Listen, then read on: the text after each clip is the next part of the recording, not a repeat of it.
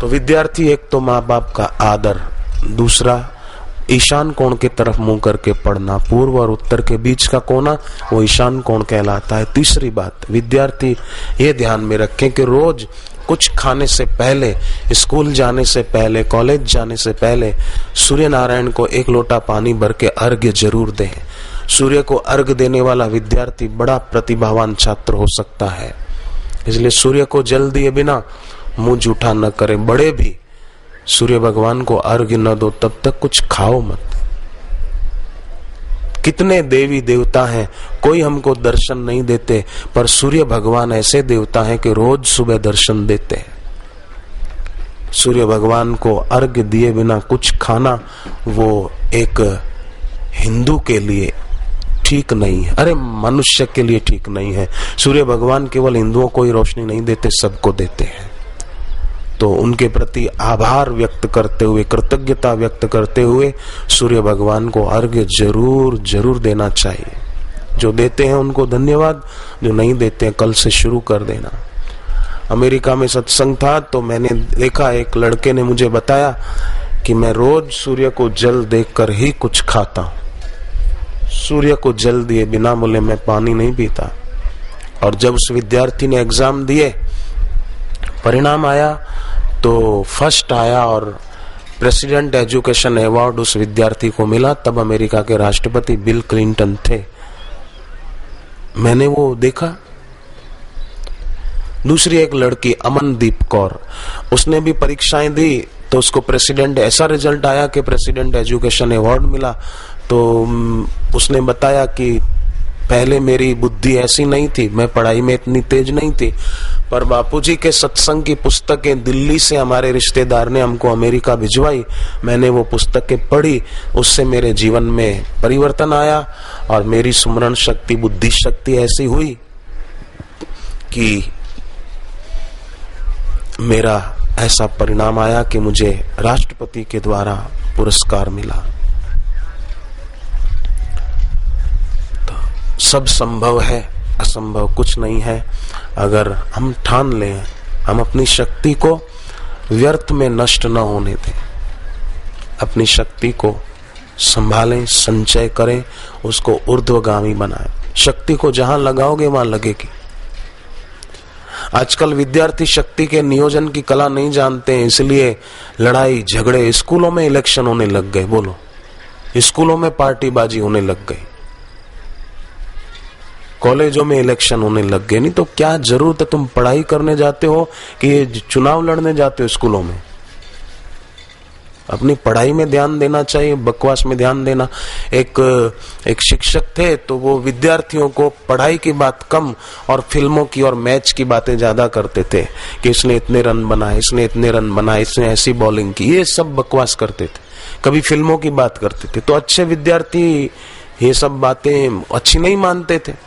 एक दिन उस शिक्षक ने बातें करते करते पूछा कि बताओ बच्चों मेरी उम्र कितनी होगी? तो वो एक सत्संगी लड़का खड़ा हुआ और उसने कहा साहब आपकी उम्र 42 साल होनी चाहिए। शिक्षक ने कहा शाबाश, तुझे कैसे पता चला मेरी उम्र 42 साल ही है? उसने कहा सर हमारे पड़ोस में एक लड़का रहता है, 21 साल का है और वो आधा पागल है।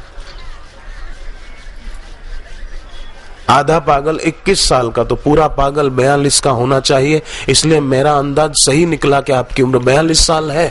शिक्षक नाराज हुए कि तू मुझे पागल कहता है। बोले साहब माफ करना, अपनी जिंदगी भी फिल्में और मैच देखकर खराब करे और दूसरों को भी ऐसी ही प्रेरणा दे तो वो पूरा पागल ही तो है। पर आश्चर्य है, लोगों को अपना पागलपन दिखाई नहीं देता। दुनिया में जितने पागल खाने हैं, जितनी मेंटल हॉस्पिटलें हैं, उनमें जितने पागल रहते हैं, उनमें से कोई भी ये स्वीकार नहीं करेगा कि मैं पागल हूं। अगर स्वीकार करे मैं पागल हूं तो उसकी तबीयत अच्छी होनी शुरू हो सकती है, पर वो स्वीकार ही नहीं करते। जवाहरलाल नेहरू एक पागल खाना देखने के लिए गए तो गाइड जो दिखा रहा था उसको जवाहरलाल नेहरू ने पूछा कि यहाँ पर मेंटल हॉस्पिटल में जो भी हैं कितने वर्षों से ये पागल खाना चल रहा है, तो इसमें कोई ठीक भी हुए हैं कि नहीं? कि सब पागल जो हैं वर्षों से पागल ही हैं, कोई इलाज हुआ और कोई ठीक हो गया हो, ऐसा कोई एक है? बोले हाँ, अभी कुछ दिन पहले ही हमने जांच की है साहब कि एक पागल ठीक हो गया है। और बोले कैसे पता चला है? बोले हमने जरा उसकी हिलचाल से अंदाज लगाया कि वो ठीक हो गया है, और हमने सोचा कि उसको छुट्टी दें, उसकी अपेक्षा, आप आने वाले थे, आपके आने की तिथि गई थी, तो सोचा प्रधानमंत्री के हाथ से ये काम किया जाए कि उसको पागल खाने से छुट्टी दी जाए, घर जाए। अच्छा, बोले लाओ उसको। लाया गया।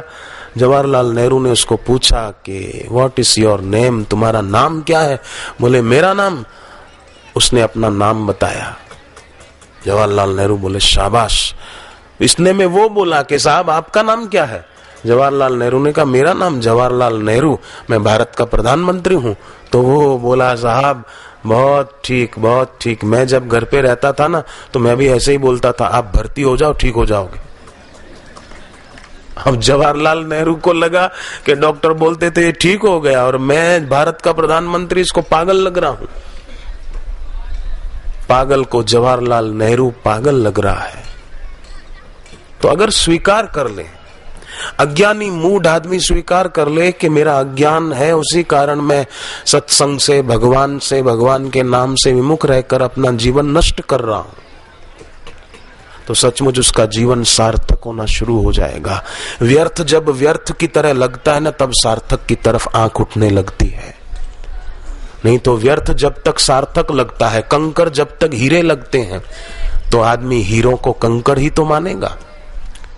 कंकर हीरे मालूम हो रहे हैं और हीरे कंकर मालूम हो रहे हैं, फिर पीछे पछता है, फिर बाद में पछताते हैं, क्या फायदा?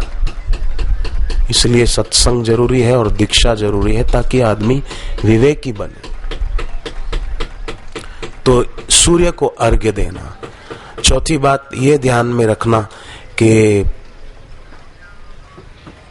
किसी के सिर पे कर्जा हो अगर, तो मंगलवार को नमक बिना का भोजन करना, दैवी सहायता मिलेगी कर्जा उतारने में। खेती है, अपनी जमीन है, आप खेती करते हैं, तो अमावस्या के दिन खेती का काम न खुद करना न मजदूरों से करवाना। उस दिन छुट्टी रखकर घर पे जप पाठ आदि करना। महीने में एक दिन खेती का काम न किया जाए। अमावस्या को घर में तुलसी रखी जाए, ईशान कोण में। तुलसी कई लोग रखते हैं, पर पूर्व और उत्तर के बीच ईशान कोण में रखो तो बड़ा शुभ माना जाता है। पूजा की जगह पर गंगा जल, ईशान कोण में तुलसी,